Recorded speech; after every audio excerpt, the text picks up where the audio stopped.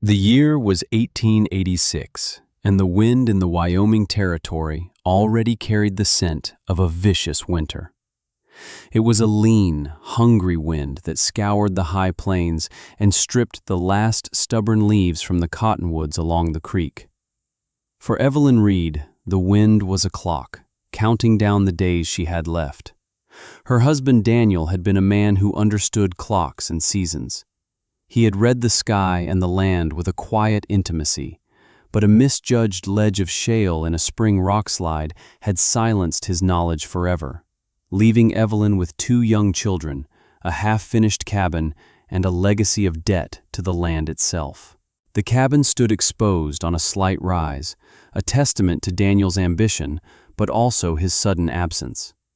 Its logs were not yet fully chinked, and the wind, that relentless scout of winter, found every gap and whistled through with a mournful, mocking tune. It was this tune that the other homesteaders heard when they rode out to check on the widow Reed. They saw her not at the cabin, mudding the walls or stacking sod against the foundation as was proper and sensible, but a quarter-mile away, at the sheer sandstone face that marked the end of the box canyon her property backed into. She was engaged in an act of profound and, to them, unsettling madness. With her husband's pickaxe and shovel, Evelyn was digging. Not a root cellar, not a well, but an opening into the earth itself. She was widening a shallow, wind-hollowed cave, swinging the heavy pick with a steady, rhythmic grace that belied her slender frame, her face smudged with the red dust of the rock. Every day, from sunup until the light failed, she moved earth and stone, hauling it away in a rickety wheelbarrow, her children, Thomas and Clara, playing nearby amongst the sagebrush, their small hands occasionally helping to move a smaller rock, their game a miniature echo of their mother's desperate labor. Amos Kelleher was the first to voice what everyone was thinking. He reined in his horse at the edge of her work, a stout, practical man whose opinions were as solid and unyielding as the granite outcrops on his own land. He watched her for a long moment, his brow furrowed with a mixture of pity and profound disapproval.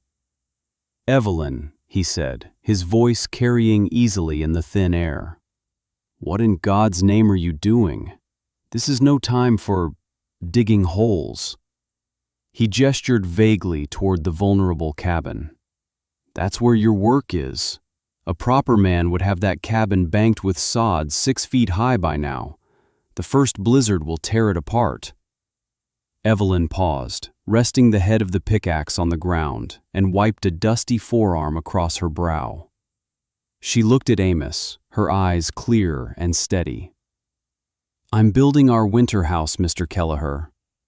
The statement hung in the air, plain and unbelievable. Amos Kelleher blinked, certain he had misheard.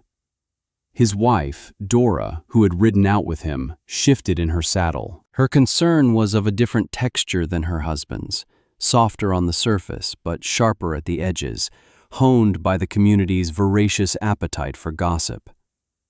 "A house?"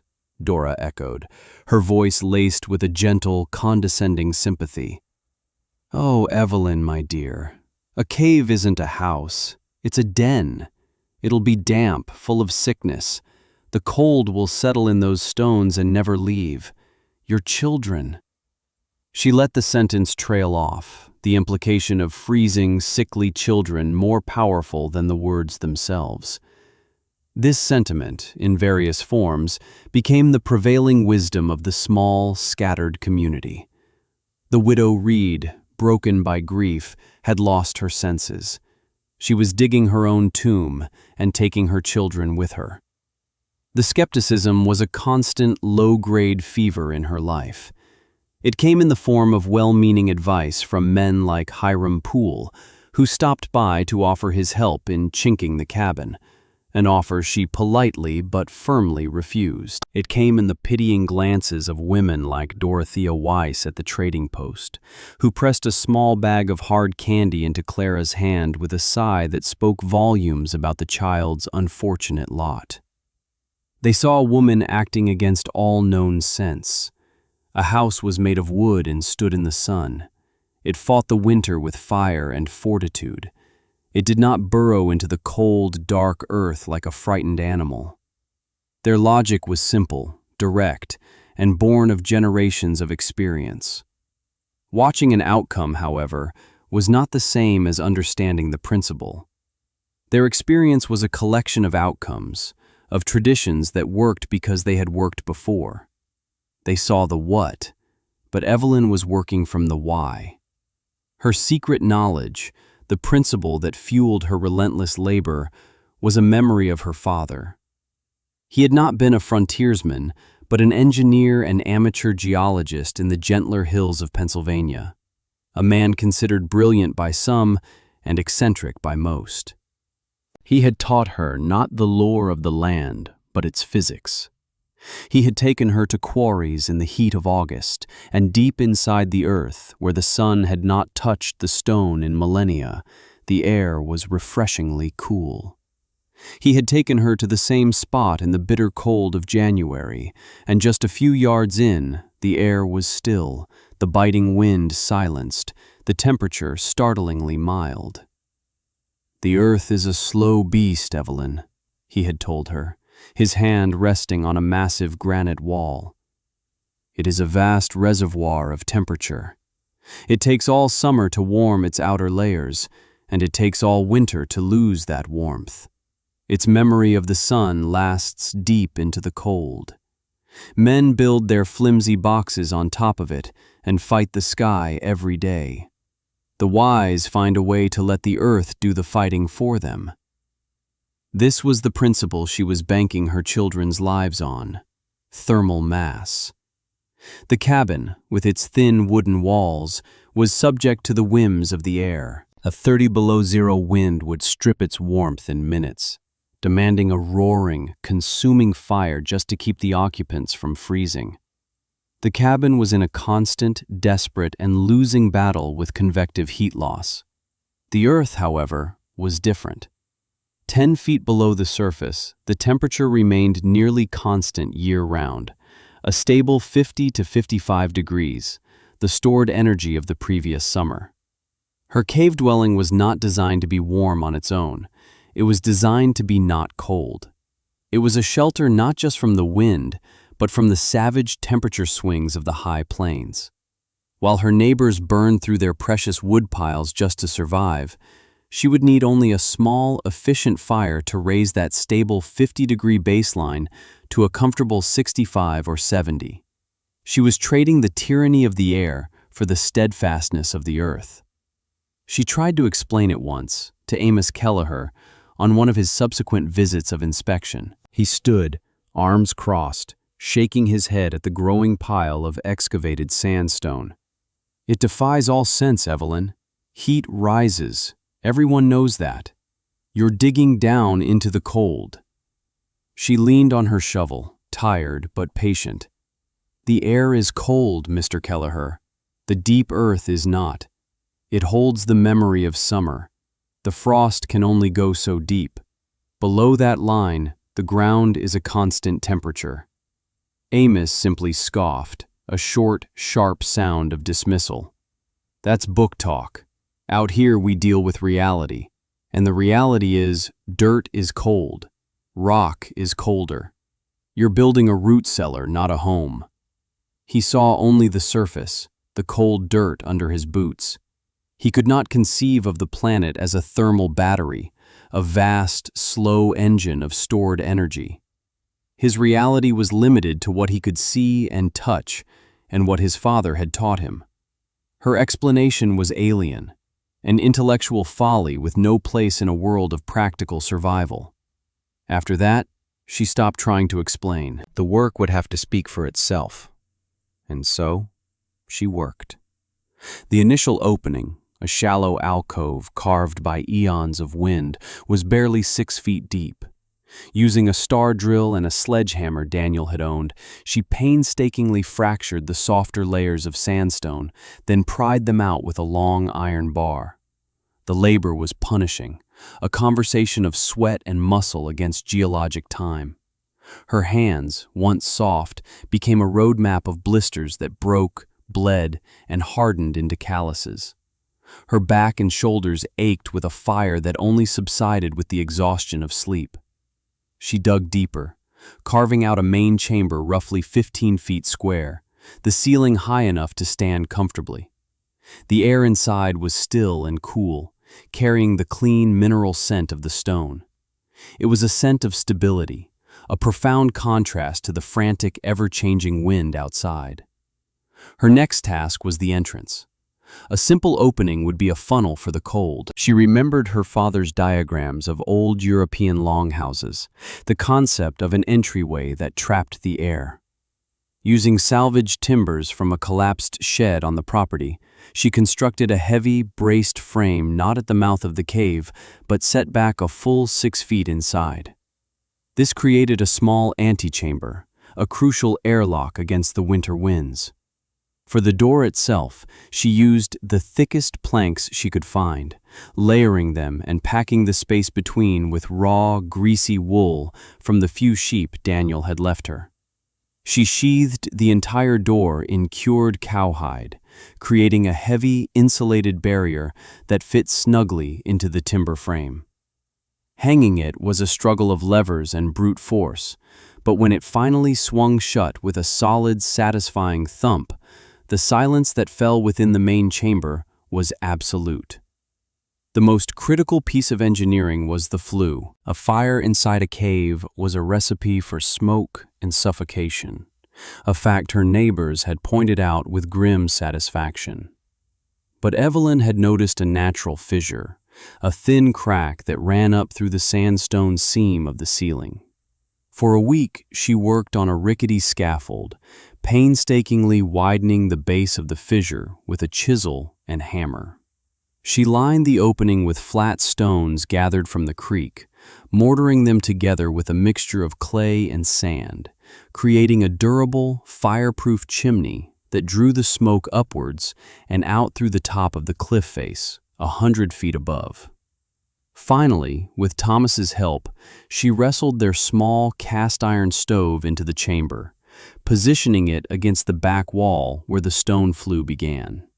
The floor came last. She leveled the bare rock, laid down a thick bed of dry gravel for drainage, and then covered it with the heavy wooden planks she had pried up from the cabin's own floor, sacrificing the old home to complete the new one. The planks, resting on small, flat stones, were raised an inch above the gravel, ensuring no moisture would ever touch them. By late October, as the first snows dusted the high peaks, the work was done. She moved their few possessions from the hollow, echoing cabin into the quiet, earthen space. 2 beds built into the wall, a small table, chests for their clothes, and shelves carved directly into the sandstone for her pantry. It was a simple, troglodytic existence, yet as she lit the first fire in the stove, a profound sense of security settled over her, deeper and more real than any she had ever felt in a house of wood. The small fire, fed with just a few pieces of dry juniper, did not have to fight the entire Wyoming winter. It only had to gently warm the still 50-degree air held within the stone walls.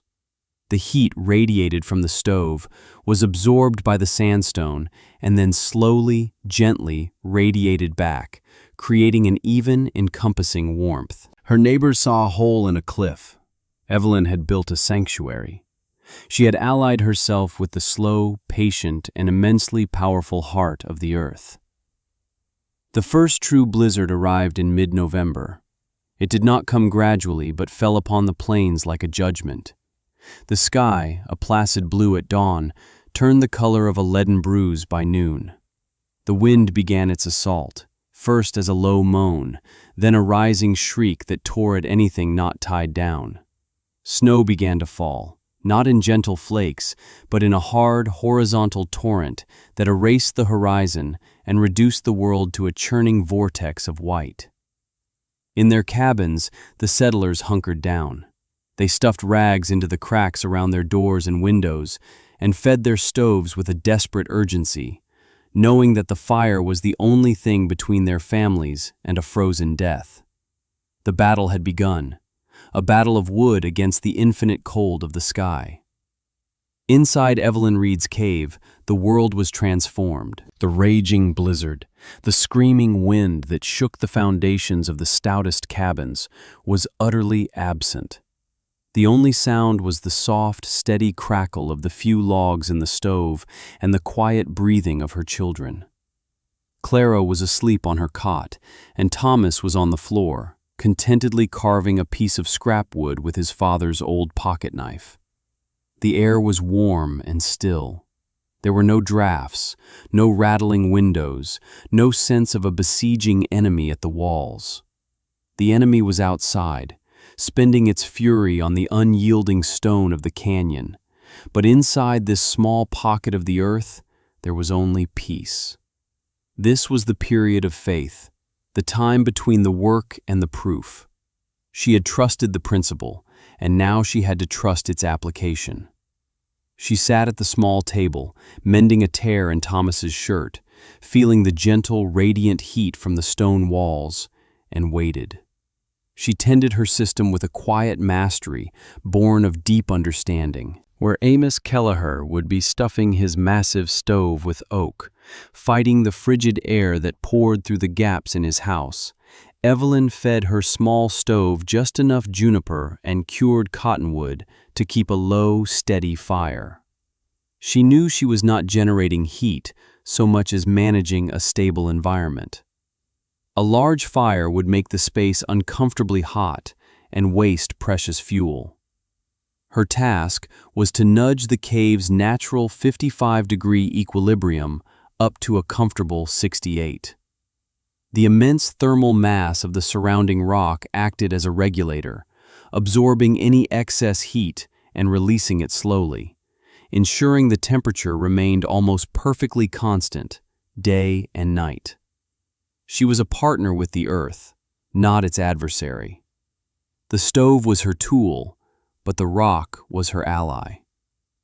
On the morning of the third day, the need to check on her sheep, sheltered in a small dugout she had carved near the cave's entrance, forced her to confront the storm. She pulled on her heaviest coat and boots, wrapped a scarf around her face, and spoke to Thomas. "Stay here and watch the fire. Don't let it get too low, but don't add more than one piece at a time. Do you understand?" The boy nodded, his face serious with the responsibility. Evelyn took a deep breath and unlatched the heavy, hide-covered door. She pulled it inward, stepping into the small antechamber.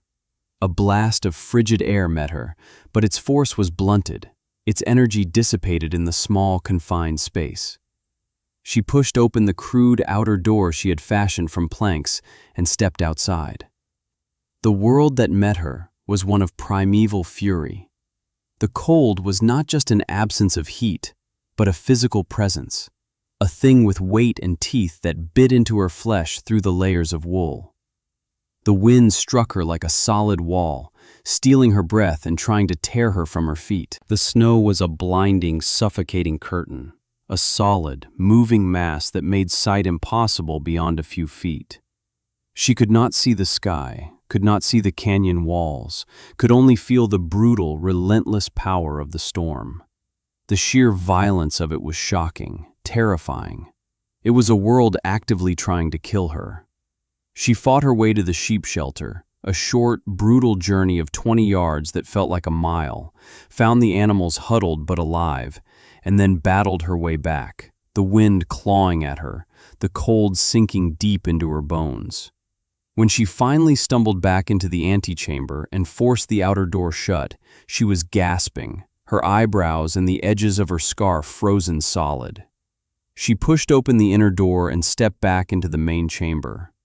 The transition was breathtaking. It was like stepping from one reality into another.